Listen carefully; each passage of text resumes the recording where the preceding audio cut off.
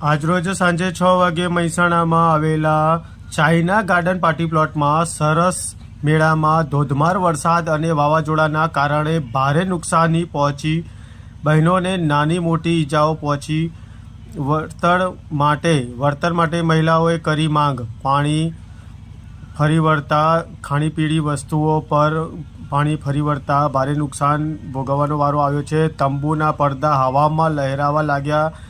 મેળામાં લગાવેલા તોતિંગ ભારે એંગલો ઢળી પડતા મહિલાના ખભા તથા માથાના ભાગે ગંભીર ઇજાઓ પહોંચી હતી। આ સરસ મેળામાં કુલ 50 સ્ટોલ લાગેલા હતા। દરેક સ્ટોલ દીઠ અંદાજે 1 થી 2 લાખનું રોકાણ કરવામાં આવ્યું હતું। ચાઇના ગાર્ડન પાર્ટી પ્લોટમાં સરસ મેળાનું આયોજન તારીખ 20થી ચાલુ થયો હતો, જે તારીખ 29 તારીખ સુધી રહેવાનો હતો। આ સમગ્ર આયોજન